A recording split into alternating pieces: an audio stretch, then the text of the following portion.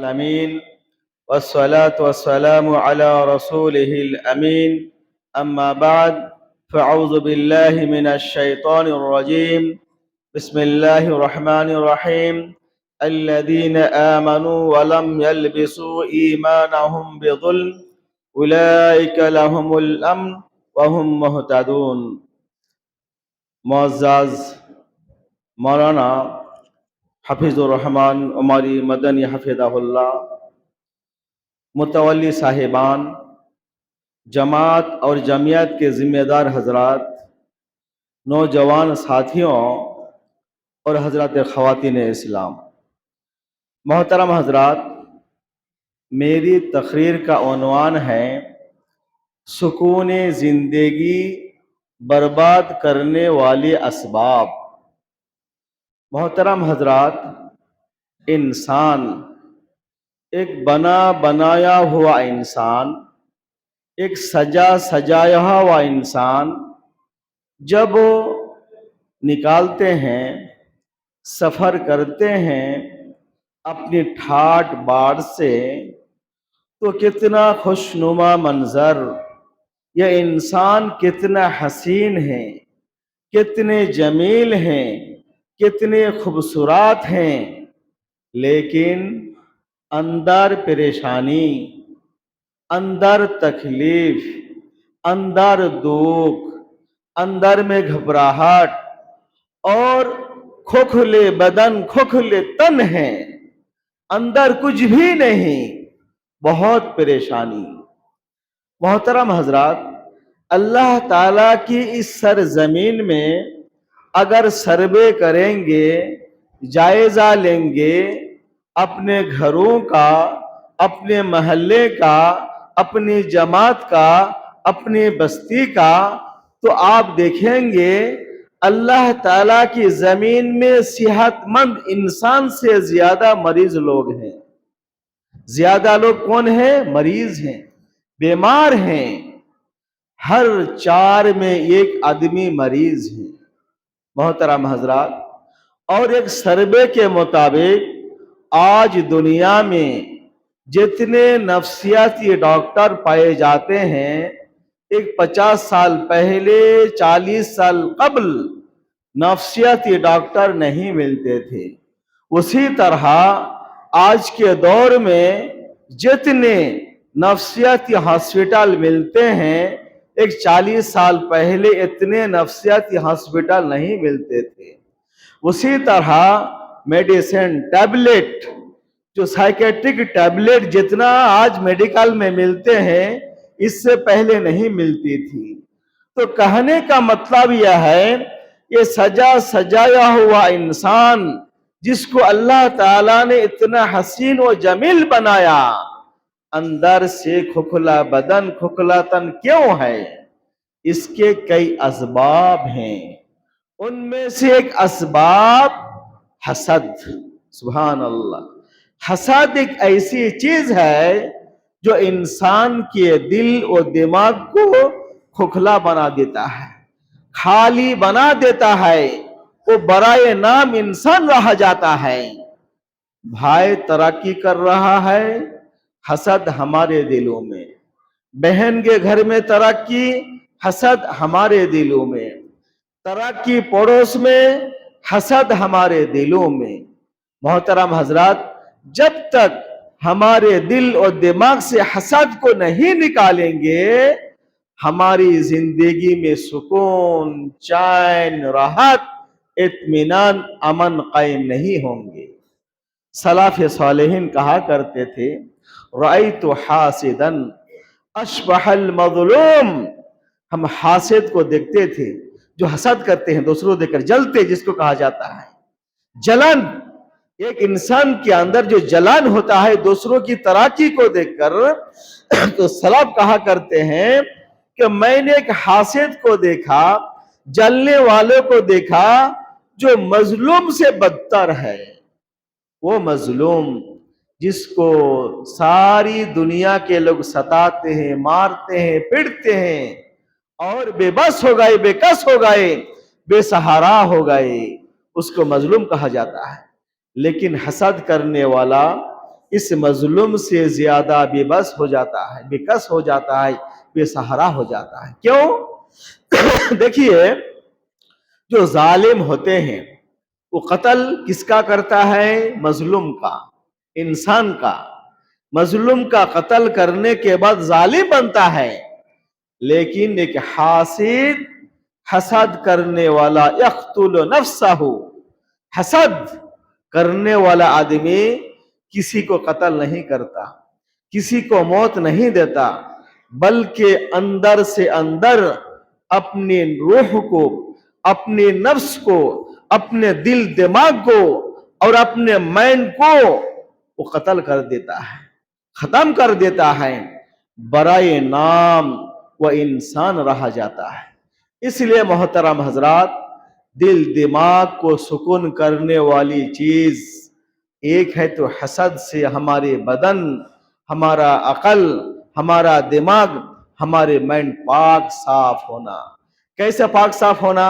دیکھیے، اللہ کے رسول جناب محمد رسول اللہ صلی اللہ علیہ وسلم ایک مجلس میں بیٹھے ہوئے تھے، چند اصحاب بھی تھے۔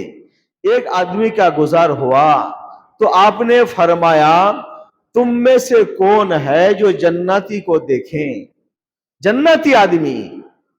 دوسرا دن، تیسرا دن رسول اللہ صلی اللہ علیہ وسلم نے فرمایا، تم میں سے کوئی پسند کرتا ہے کہ جنتی آدمی کو دنیا میں دیکھے؟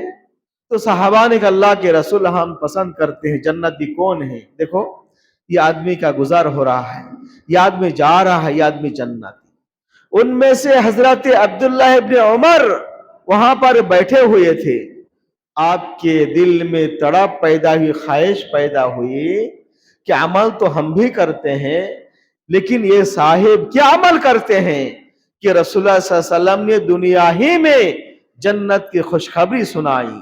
ان کے ساتھ ہو گئے اور کہا، بھائی میں گھر سے نکل گیا ہوں ایک تکرار سے، آج رات آپ کے پاس قیام کرنا چاہتا ہوں، تو ٹھیک ہے، آؤ میرے پاس مہمان بنو، میرے ساتھ قیام کرو، رہو۔ تو حضرت عبداللہ ابن مسعود فرماتے ہیں، عبداللہ ابن عمر فرماتے ہیں، میں نے ان کے بازو سو گیا، دیکھتا ہوں رات کی تہائی حصے میں انہوں نے وضو کیا، تہجد پڑھا، پھر فجر کی اذان ہوئی، اس نے بھی نماز پڑھی، میں نے بھی نماز پڑھی۔ جب صبح ہوئی، ان کے دل دماغ میں بات کھٹکی کہ اس نے کیا عمل کرتا ہے، تہجد ہم بھی پڑھتے ہیں، نماز ہم بھی ادا کرتے ہیں، لیکن ان کے اندر کوئی اچھی خوبی تو دوسری نہیں، پھر جنت کی خوشخبری آپ نے کیوں سنائی؟ تو پوچھا، بھائی میرے گھر میں کسی سے ٹکراؤ ہوا نہیں، میں صحیح سالم انسان ہوں، میں آپ سے ملنے کے لیے اس لیے آیا ہوں کہ جناب محمد رسول اللہ صلی اللہ علیہ وسلم نے آپ کو جنت کی خوشخبری سنائی، تو آپ کے اندر کیا خوبی ہے وہ ذرا بتائیے۔ تو صحابی رسول نے کہا، اللہ کے رسول، اے میرے دوست، جب صبح ہوتی ہے، جب میں صبح کرتا ہوں تو میرا دل، میرا دماغ، میرا عقل، میرے جسم، میرے باڈی حسد سے پاک و صاف ہو جاتا ہے۔ میں کسی انسان کے سلسلے میں حسد نہیں رکھتا ہوں، بغض کینہ نہیں رکھتا ہوں، میرا دل سب کے لیے صاف ہوتا ہے۔ تو محترم حضرات، پتہ چلا کہ جب تک حسد سے نہیں بچیں گے، ہماری زندگی میں سکون، چین، راحت نہیں آئے گی۔ دوسری بات یہ ہے کہ ہماری زندگی سے سکون کو چھیننے والی چیز حرص اور حواس ہے۔ حرص اور حواس ایک ایسی چیز ہے جو ہماری زندگی کے سکون کو چھین لیتی ہیں۔ کیسے؟ دیکھیے، اگر میرے پاس ایک بنگلہ ہے تو ہماری خواہش ہوتی ہے کہ دوسرا بنگلہ بھی ہو۔ جب دوسرا بنگلہ مل جاتا ہے تو ہم سوچتے ہیں تیسرا ہو۔ جب ایک مکان تیار ہو جاتا ہے تو ہم سوچتے ہیں دوسرا مکان کیسے تیار کریں۔ اسی افکار میں، سوچ میں، فکر میں اور مال جمع کرنے میں جمانے میں حلال اور حرام کی تمیز کو چھوڑ دیتے ہیں، بھول جاتے ہیں، اور ہما وقت مصروف ہو جاتے ہیں دوسرا تیسرا گھر بنگلہ کیسا بنایا جائے۔ اسی کو اللہ تعالیٰ نے کہا الہاکم التکاثر حتی زرتم المقابر، چاہت کی زیادتی نے انسان کو برباد کر دیا، ہلاک کر دیا۔ تو محترم حضرات، زندگی میں سکون اگر لانا ہے تو ہمارے اندر سے حرص اور حواس کو ختم کرنا ہے۔ لالچی انسان، حریص انسان کبھی بھی دنیا میں سکون اور چین سے نہیں رہ سکتا ہے۔ اللہ تعالیٰ نے کہا اَفَتُؤْمِنُونَ بِبَعْضِ الْكِتَابِ وَتَكْفُرُونَ بِبَعْضٍ، لوگوں اللہ تعالیٰ کے بعض احکامات پر عمل کرتے ہو اور بعض احکامات کو چھوڑ دیتے ہو، یعنی جب دل میں آیا میں نے نماز ادا کر لی، نماز پڑھ لی، جب دل نہیں چاہا نماز ادا نہیں کیا، جب دل میں چاہا روزہ رکھا، جب دل نہیں چاہا روزہ نہیں رکھا، جب دل میں آیا صدقہ دیا، زکوٰۃ ادا کیا، جب دل نہیں چاہا صدقہ زکوٰۃ ادا نہیں کیا، تو اللہ تعالیٰ نے کہا فَمَا جَزَاءُ مَن يَفْعَلُ ذَلِكَ مِنْكُمْ إِلَّا خِزْيٌ فِي الْحَيَاةِ الدُّنْيَا، ایسے لوگوں کے لیے دنیا ہی میں ذلتی، رسوائی، پسپائی، یعنی سکون اور چین، راحت، اطمینان سب ختم ہو جائیں گی۔ تو محترم حضرات، پتہ چلا اللہ تعالیٰ کی شریعت میں، اللہ تعالیٰ کے نازل کردہ قانون میں اور دین اسلام میں سکون ہے اور چین ہے، راحت ہے۔ اس لیے چاہیے ایک مسلمان کو زندگی میں سکون لانے کے لیے دین اسلام سے جڑ جانا، مسجد سے تعلق کو مضبوط کر لینا، اللہ تعالیٰ سے تعلق کو مضبوط کرنا، اور خاص کر کے قرآن کی تلاوت۔ سبحان اللہ، سلف کہا کرتے ہیں کہ اگر اپنی عمر میں کوئی اضافہ کرنا چاہتا ہے، لمبی عمر چاہتے ہیں، لمبی زندگی بسر کرنا چاہتے ہیں، تو انسان کو چاہیے زیادہ سے زیادہ قرآن کی تلاوت کریں۔ اگر آپ قرآن کی تلاوت کریں گے تو آپ کی زندگی میں سکون نازل ہوگا، سکینہ نازل ہوگی، غم، دکھ، تکلیف، پریشانی، الجھانے، جھنجھٹ، جھمیلا سب ختم ہو جائیں گے۔ اس کے بعد محترم حضرات، ہماری زندگی سے سکون اور چین کو چھیننے والی چیز خاندانی جھگڑے، جس کو کہا جاتا ہے خانہ جنگی، بھائی سے بھائی کا جھگڑا، بہن سے بہن کا جھگڑا، ساس سے داماد کا جھگڑا، داماد سے ساس کا جھگڑا، داماد سے سسرے کا جھگڑا، یعنی خاندانی جھگڑے جو ہوتے ہیں، دل اور دماغ کو پاک کرنے کے لیے، سکون ان میں لانے کے لیے جھگڑوں کی علائش سے دور رہنا چاہیے۔ پڑوس کے لوگ ہیں، کسی سے ان بن ہو گئی، میں تو ہو گیا، ایسی حالات میں دشمنی کو، عداوت کو ہوا نہیں دینا۔ اس کی مثال کیسی ہے دیکھیے، اگر کوئی ہمارے دوست سڑا ہوا گوشت، بدبودار گوشت ہم کو دے کر چلے گئے، غلطی سے دے دیے، وہ جب ہم نے پیٹی کھولا، پلاسٹک کھولا تو بدبو آ رہی ہے، تو کیا کریں گے؟ گوشت کو کیا کریں گے؟ رکھ دیں گے کیا فریج میں؟ کھائیں گے یا پھینک دیں گے؟ فوراً اٹھا کر پھینکیں گے، بدبودار چیزوں سے دور ہونے کے لیے۔ اسی طرح غصہ، دشمنی، لڑائی، جھگڑا، فتنہ، فساد، عداوت، یہ ساری چیزیں بدبودار چیز، شریعت میں یہ بدبودار ہیں، یہ بدبو ہیں، تو ہم کو چاہیے ہمارے دل دماغ سے فوراً दुश्मनी को, अदावत को ख़त्म कर देना चाहिए, तब जाकर हमारी ज़िंदगी में सुकून नाजिल होगा। मोहतरम हजरात, आप देखेंगे नई नई बीमारी, शायद 50 साल 60 साल पहले ये बीपी, ब्लड प्रेशर की बीमारी बहुत कम पाए जाते थे। बस्ती में 2-3 रहेंगे मुश्किल से। अब जायजा लीजिए, पूछिए लोगों से, बस्ती में ब्लड प्रेशर, बीपी और शुगर के मरीज शायद के 2-4 रहेंगे, लेकिन आज हर घर में अगर 4 अफराद हैं तो एक ब्लड प्रेशर के बीमार हैं, शुगर के मरीज हैं। क्यों?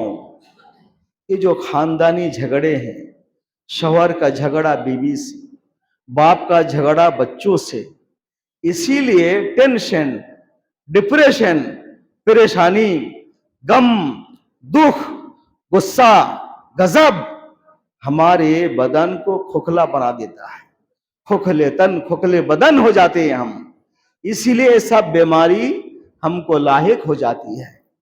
तो और ये नफ्सियाती बीमारी हैं, नफ्स के मरीज हैं ये सब, जिसको साइकेट्रिक साइकोलॉजी कहा जाता है।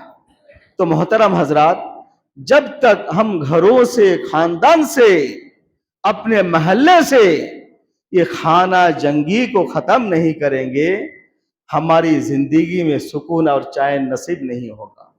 आइए एक अहम बात, सुभान अल्लाह, हमारे घरों में हमारा सिस्टम, कल्चर बिल्कुल बदल चुका है और नया फैशन उसकी जगह ले ली है।